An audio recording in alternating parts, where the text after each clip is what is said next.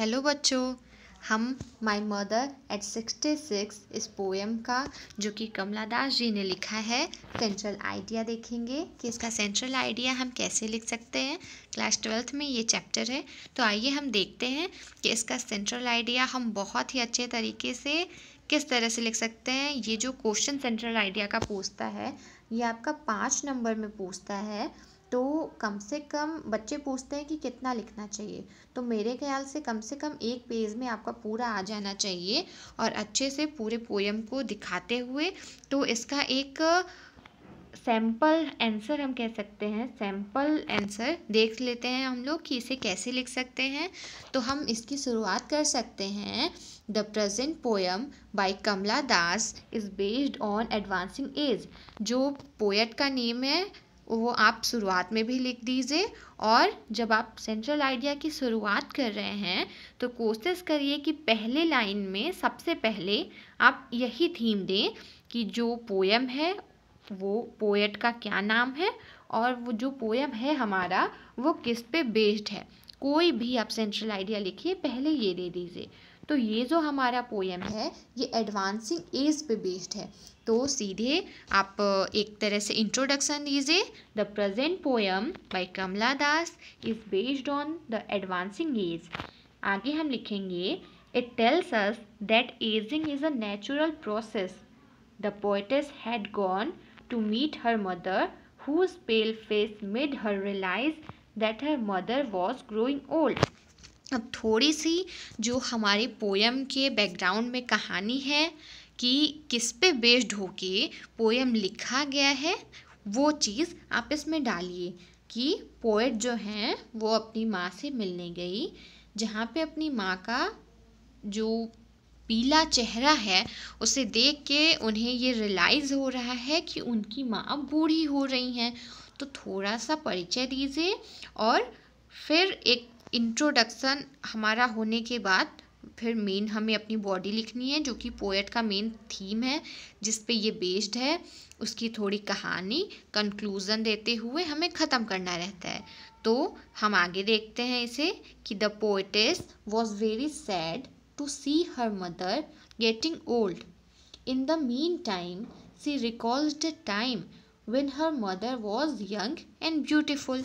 Poet car चला रही हैं और अपनी माँ के साथ जा रही हैं। उनकी माँ उनकी बगल की सीट पे बैठी हुई हैं और अपनी माँ को देख के वो ये सब चीज़ें देख रही हैं और इमेजिन कर रही हैं कि एक टाइम था जब मेरी माँ जवान थी, सुंदर थी, और अब वो बूढ़ी हो रही हैं। इस चीज़ को देख के वो काफ़ी सैड हो जा रही हैं, इसमें यही लिखा है। फिर हम आगे देखते हैं कि the poetess also mention the close relationship which a mother and daughter share. ये जो पोएम है इसमें किस तरह से पोएट ने ये दिखाया है कि माँ और बेटी का रिश्ता कितना क्लोज होता है, ये भी हम मेंशन करेंगे। फिर हम लिखेंगे, while going away from her mother who was growing old the poetess get deeply saddened but she give a smile to her mother and back to her job. जो हमारी कमला दास जी हैं पोएम में वो ये लिखती हैं कि अपनी माँ को देख के वो बहुत दुखी होती हैं कि अब माँ बूढ़ी हो रही हैं। एक जो उनके चेहरे का पीलापन था, सूखापन था, उसे देख के वो खुद डर जाती हैं कि अब ज़्यादा समय तक मम्मी मेरे साथ हो सकता है नहीं रहें, पर वो उन्हें देखती हैं और उन्हें एक स्माइल देते हुए कि हम फिर से मिलेंगे इस उम्मीद में वो अपनी जॉब पे वापस जाती हैं कि हम जल्द ही फिर मिलेंगे। पर वो ये देख के दुखी होती हैं कि उनकी माँ अब बूढ़ी हो रही हैं, पर ये जो जॉब की मजबूरी है इसकी वजह से उन्हें फिर से जाना पड़ता है। फिर हम एक तरह से कंक्लूज़न देंगे कि though ageing is a natural process yet the fear of separation from your loved and near ones is very painful. और जब अगर मम्मी पापा हो तो वो और भी ज़्यादा पेनफुल होता है।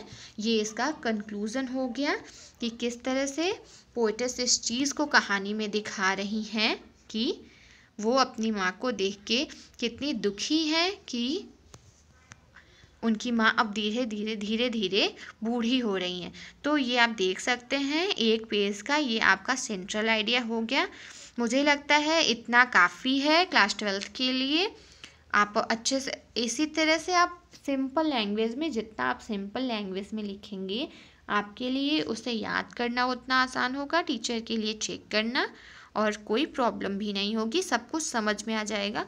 सेंट्रल आइडिया का बस थीम इतना है कि जो मेन चीज़ है पोयम का वो आप लिख देते हैं।